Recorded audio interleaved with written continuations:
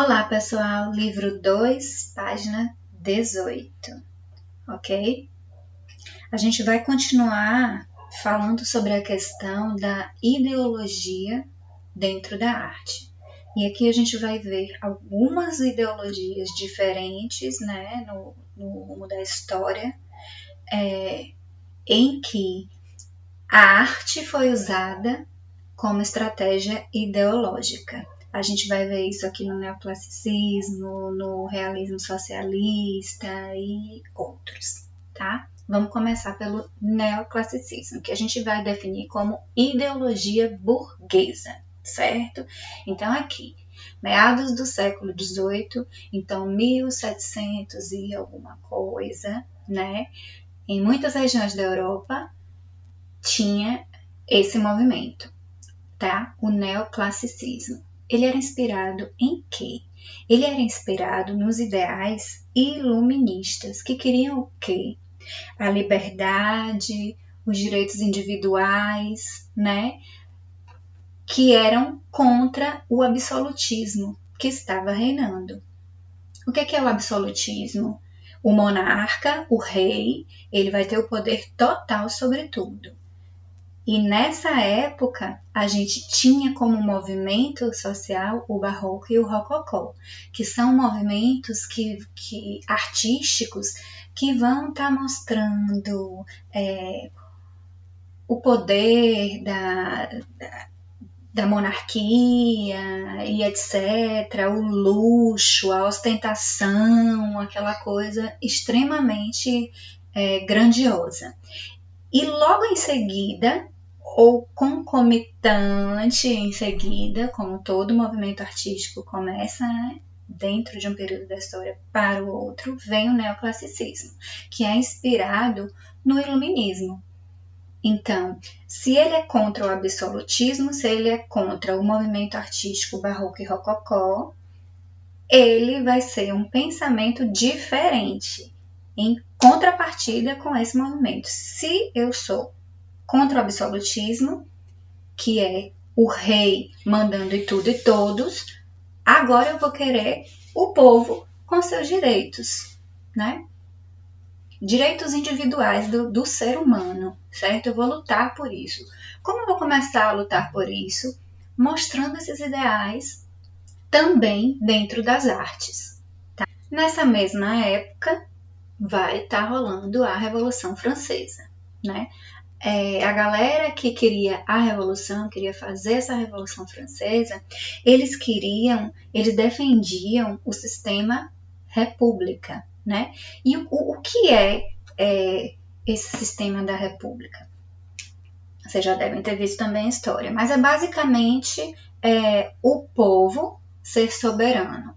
Porém, é o Estado, é o governo que vai governar pela forma dos seus representantes. E esses representantes foram eleitos pelo povo. Era para funcionar, né, galera?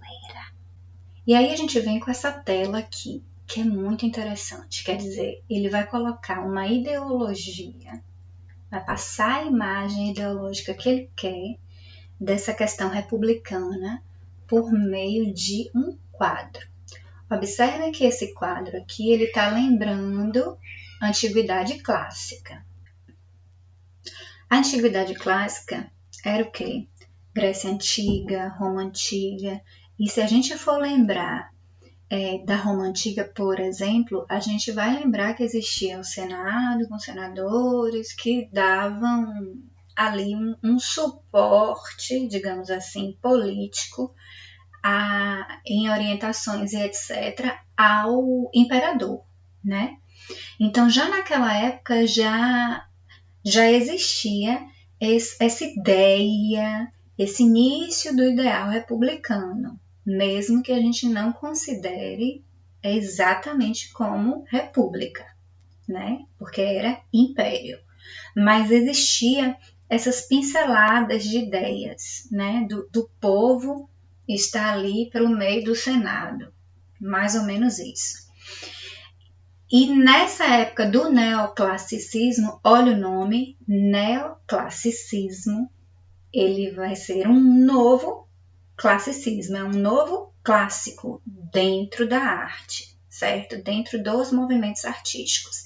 Eu tive a Antiguidade Clássica, olha o nome vem daí, onde eu vou ter a Grécia Antiga, Roma Antiga, isso antes de Cristo e durante, né, a passagem de Cristo.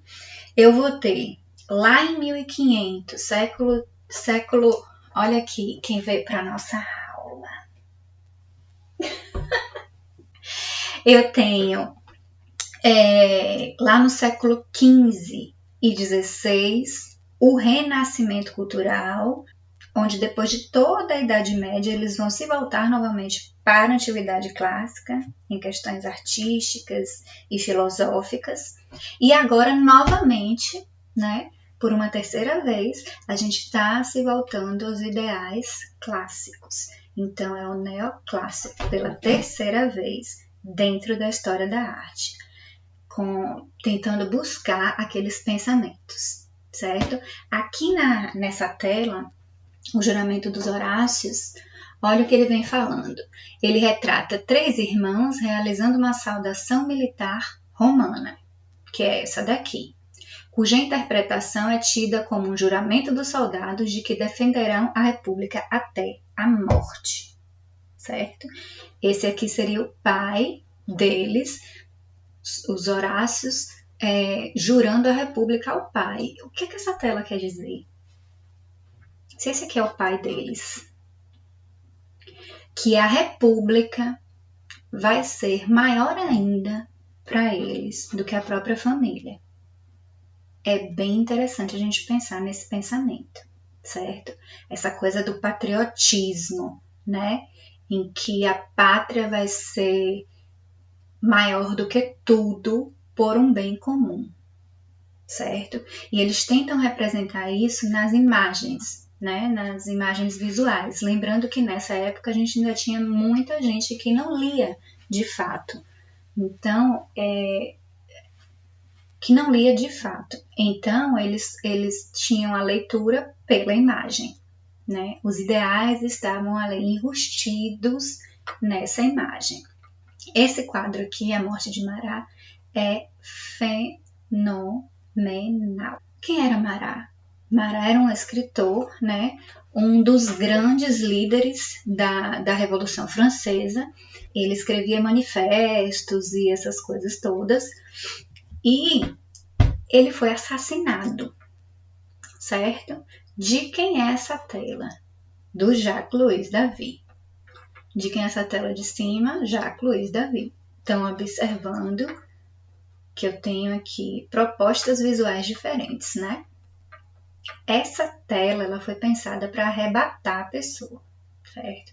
Para eu olhar para o Marat e para eu transformá-lo em um mártir da Revolução Francesa, né? Pela qual eles acreditavam nos ideais e etc. Ele foi assassinado e foi brutalmente assassinado. Ele estava realmente numa banheira, estão vendo que ele está numa banheira?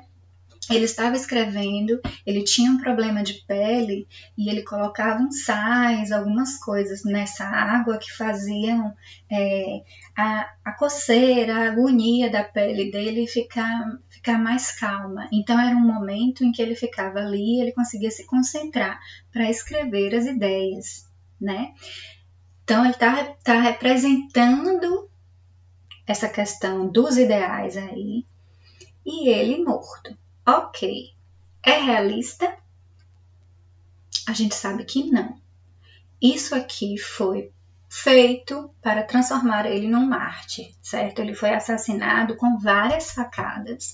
A cena do crime era extremamente ensanguentada, né? O Marat morreu com mais de 50 anos. Aqui ele está colocado bem jovem, né? A gente sabe que a questão da imagem, quanto melhor, mais a pessoa vai apreciar e vai julgar que ele é mais forte por ele ser mais jovem, etc. Né? Então ele coloca pouco sangue em cena, o que não foi verdade. Ele coloca o Marat escrevendo Olha o simbolismo disso. Ele coloca ele com a pena na mão.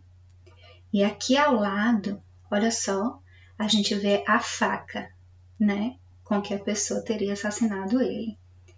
Olha o simbolismo disso.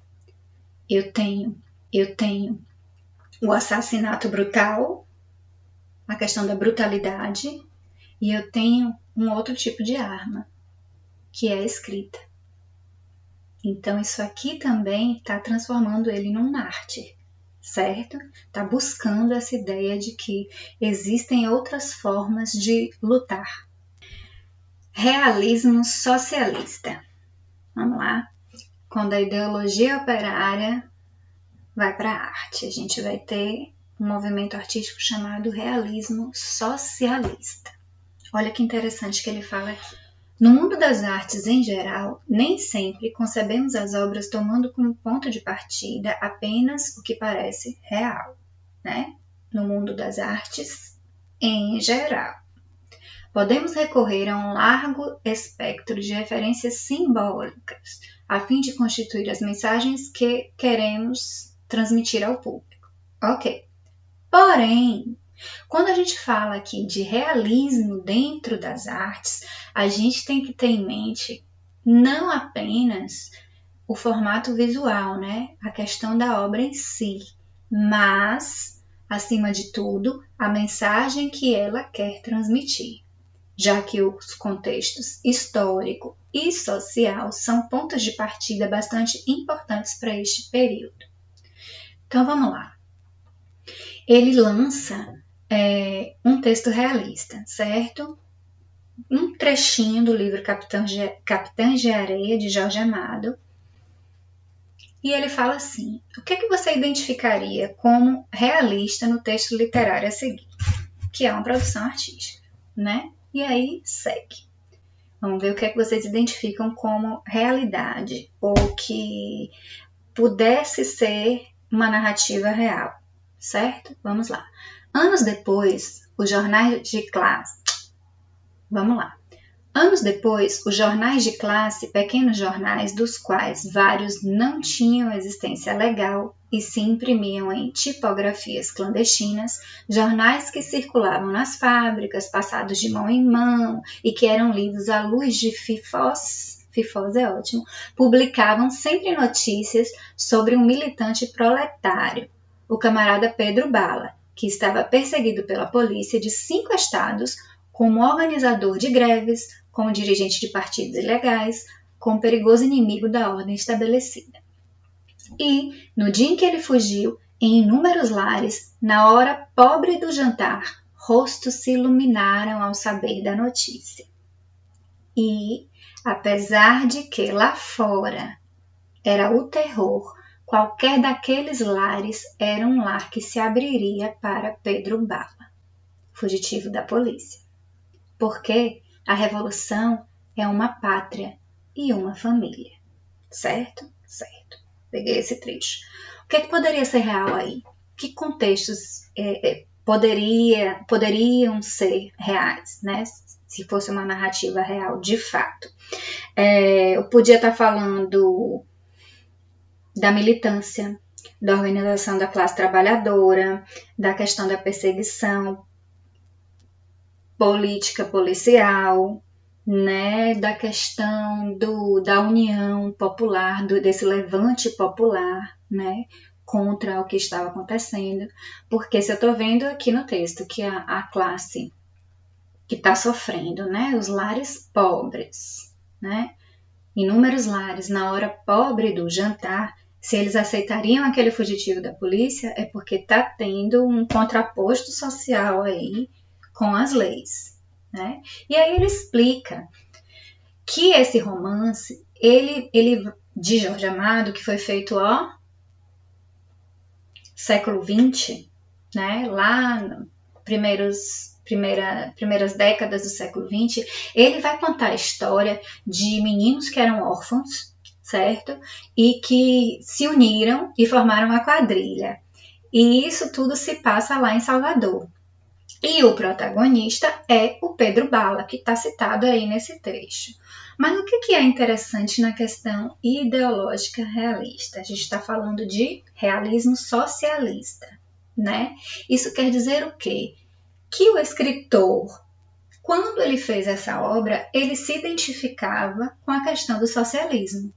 Ele era claramente simpatizante da questão da ideologia comunista mesmo, tanto que ele fez sua obra pensando nisso, né? Mostrando isso, como é que isso poderia acontecer. E aí vem, consequentemente, esse escritor, nessa época, nesta obra, não quer dizer que seja toda a obra dele, aproximou-se de manifestações artísticas com temáticas socialistas que começaram a se desenvolver na Rússia após a Revolução Russa. Então, eu tenho um artista que ele se identifica com o socialismo, é óbvio que ele vai colocar na sua obra as questões socialistas, certo? Eu tenho um artista que se comunica, ou que se...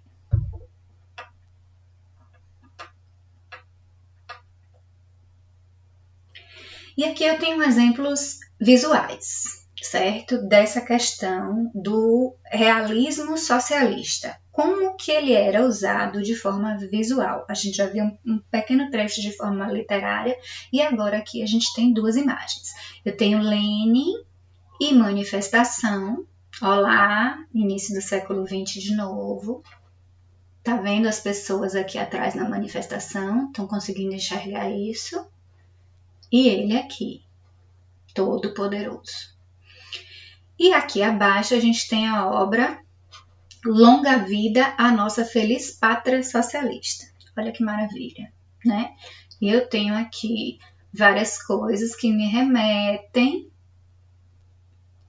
a esse país que se tornou, né, socialista, e as pessoas aqui com flores na mão, achando tudo lindo, maravilhoso e tal. Então eu passo ideias pelas imagens. Nessa época, a sociedade russa ela não tinha muita leitura, né? Pensem lá na Idade Média, lembra como aconteceu dentro das artes? As pessoas não liam e aí eles se utilizavam da arte, das imagens, né? Pintura, mosaicos, vitrais, arquitetura, para mostrar o poder religioso, o poder da Igreja Católica, a questão do pecado, estava tudo lá mostradinho, para as pessoas ficarem com medo, não cometerem pecados, temerem a igreja e etc. Era também, nessa época também tinha a questão do ideal, na época da Igreja Católica, né, que foi se modificando com o tempo. E aqui eles tinham essa questão do socialismo. Aí, olha que interessante que tem aí no livro de vocês. 1, 2, terceiro parágrafo, ele vem aqui.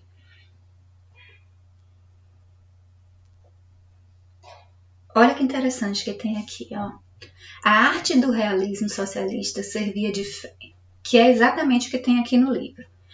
Olha aqui. A arte do realismo socialista servia de ferramenta de divulgação dos ideais políticos, enaltecendo seus líderes e também tinha uma linguagem simples, visual que ele está falando, né?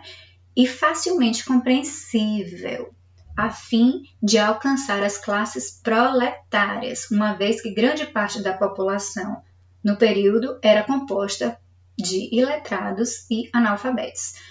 A arte predominante até então era tida como elitista. A partir daí, eles começaram a usar a arte como marketing do seu ideal, certo? Marketing para o governo, estratégia. E porque antes, se era elitista, estava distante do povo, distante do mais pobre. Então, com essa mudança, né, de arte realista, socialista, eles começaram a chegar mais perto do povo e eles conseguiram ganhar muito com isso.